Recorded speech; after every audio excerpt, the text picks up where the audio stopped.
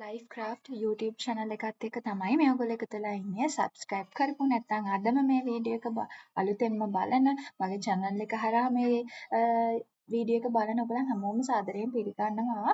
නැවතත් life craft YouTube channel එකට subscribe කරලා නැත්නම් subscribe කරලා තියාගන්න. මේ වීඩියෝ මගේ YouTube channel එක හරහා මම ගොඩක් ඔයගොල්ලන් දන්න තොරතුරු තව වැඩිපුර ඔයාලට කන්ෆර්ම් කරගන්න නැත්නම් නොදන්න දේවල් ෂෙයා කරගන්න වගේම ජීවිතේට අපිට වැදගත් ගොඩාක් දේවල් මම ෂෙයා කරගන්න බලාපොරොත්තු වෙනවා. ඉතින් මේ තමයි මගේ පුතාගේ ඉස්කෝලේ අවුරුදු උත්සවය. ඉතින් ළඟ අලුත් අවුරුද්දක් එනවනේ. ඉතින් හින්දු ජනයාගේ සාම්ප්‍රදායික සූර්ය දින දර්ශනයේ මුල්ම මාසය වෙන්නේ මේ අප්‍රේල් මාසයේ. ඉතින් මේ වසන්ත මාසයේ නව පැතුමන් එක්ක ළඟ ඉස්කෝලේ අවුරුදු උත්සවය තිබ්බා මේ සතිය. ඉතින් අපි මමයි හස්බන්ඩ් දෙන්නම ඒකට සහභාගී වුණා. මේ අවස්ථාව පුතා යන්නේ පොලිමැත් කිඩ්ස් ජාත්‍යන්තර පාසලට. අත්‍තරම මේ වෙලාවේ මම කියන්න ඕනේ මේ පාසල හරිම හොඳ රෙකමන්ඩ් කරන්න පුළුවන් ජාත්‍යන්තර පාසලක්. මම ගොඩාක්ම ජාත්‍යන්තර පාසලකට දරුවව දාන්න කැමති වුණේ නැහැ. හැබැයි මට උමනාවක් තිබ්බා එයාගේ ඉංග්‍රීසි දැනුම ගොඩක් හදාගන්න. එයා කතා කරන්න ඒවා ලියන්න ඉංග්‍රීසි පැත්තෙන් එයාගේ හැකියාව වර්ධනය කරවන්න මට ලොකු උවමනාවක් තිබ්බා.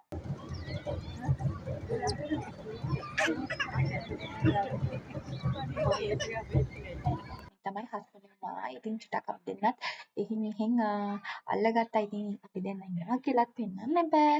මාව පෙන්වන්නත් එපා ඔයගොල්ලන්ට. මේ වීඩියෝ එක ගන්නේ මම කියලා. ඉතින් අපි දෙන්න අනිත් දරුවන්ගේ ලස්සන නැටුම් ගෑනුත් බලාගෙන හිටියා. අපේ බබාගේ අවස්ථාව එනකන් ටිකක් වෙලා තිබ්බා.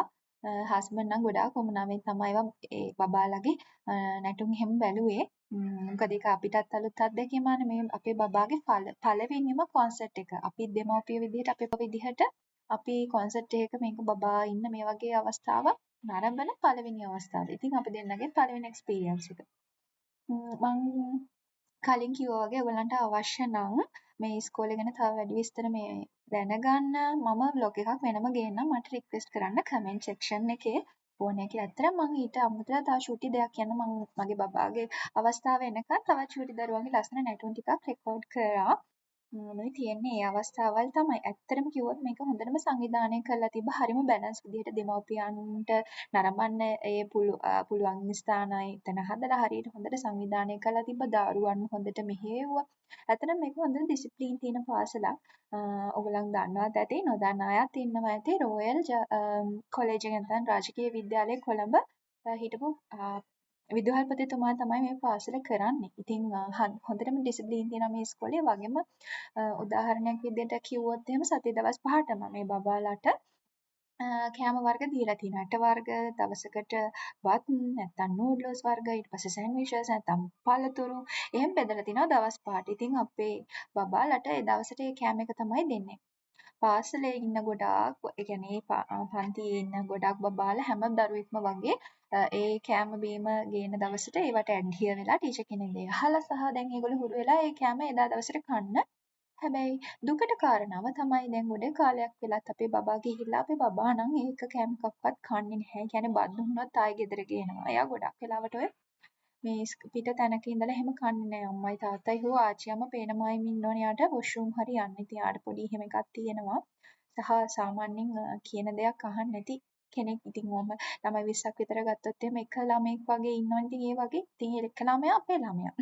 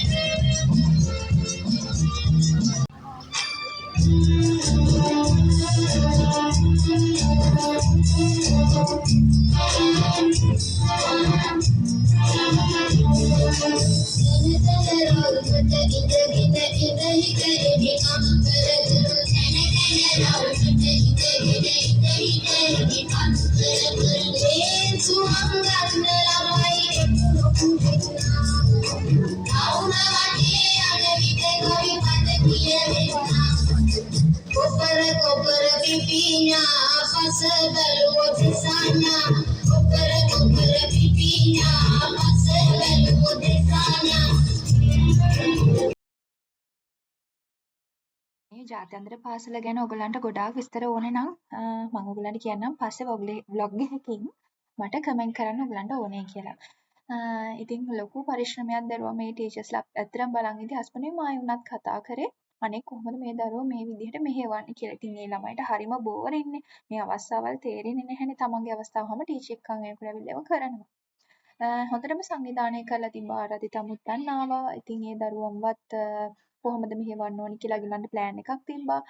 දරුවන්ට විතරක් නෙවෙයි ඔයගලන්ට සර්ප්‍රයිස් එකකුත් තියෙනවා අන්තිමට මේ ඔයගලන් ආසාවෙන් බලයි කියලා හිතන අවස්ථාවකුත් මෙතන තියෙනවා. ඒක අන්තිම වෙනකම් මේ වීඩියෝ එකේ රැඳෙන්න මම ඒකත් පෙන්නනවා.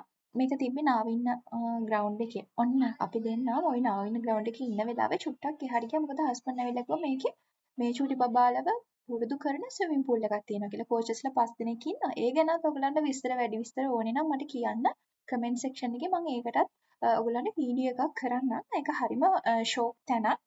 හරිම පරිස්සමින් මේ කෝචස්ලා කරන අපි ගොඩක් වෙලා බලන් හිටිය ළමයි පුරුදු වෙන හැටි. මේ හොඳට මේ කෝචස්ලා කරන ළඟ ඉඳගෙන කෝචස්ලා 5ක් ඉන්නවා. මේ ඉතින් ඒකේ විස්තරත් ඔයගලන්ට මම දාන්නම්. ඔයගලන්ට අවශ්‍ය නම් කියන්න. මේ වීඩියෝ එක බලන අම්මලා තාත්තලා ඉන්නවා. ඔන්න පුලපුලා බලා හිටපු අවස්ථාව මගේ බබාගේ අයිටම් එක ඔය කොළයි නිලුයි කොස්ටියුම් එක ඇඳලා එන්නේ බබාලා. අපේ බබා ක්ලාස් එකේ ඔය දුඹුරු පාට සාරියක් ඇඳගෙන ඉන්න අපේ බබාගේ ක්ලාස් ටීචර්. ඉතින් ඒගොල්ලෝ පොලිමේ එනවා අයිටම් එකට. මම කියන බබා කොහෙද කියලා ඔයගලන්ට පේනද සමහරවිට අයිඩෙන්ටිෆයි කරගන්න රතු පාට සන්ස් දෙකක් දාලා ඉන්නේ අපේ බබා. මම කියන අපේ බබාව ඇදගෙන එනකොට ටීචර් ඒ තමයි මගේ බබා කියලා. මොකද අපි බබාව ප්ලේස් කරන්න ටීචර් අතින් අල්ලගෙන එනවා. මේ ඔන්න ඔහොම තමයි ඉතින් බබාලව රෙඩි කරන්නේ. ලේසි නෑ. හරි. ඔන්න දැන් අතින් අල්ලගෙන ඇවිල්ලා ප්ලේස් කරන්න බබාව. ඔන්න රෙඩ් සැන්ස් දෙක දාගෙන ඉන්නේ. හරි. ඔන්න එක විදිහ කරන්නේ නැහැ. ඇත්තටම තප්පරයක්වත් මේ එයාට පොඩි තියෙනවා. ඉතින් මේකක් මම ඒ විදිහට නෙමෙයි අනිත් විදිහට කරන්නේ. එහෙම කියලා එකක්. ටීචර් කියන්නේ මොකද? ඒ කියන්නේ පැත්ත තමයි කරන්න ඕනේ කියලා. අපි වුණත් එහෙම තමයි. අපි කියන දෙයක් වුණත් එහෙම තමයි. චූටි බබාලගේ මයින්ඩ් එක වැඩ කරන හැටිනේ.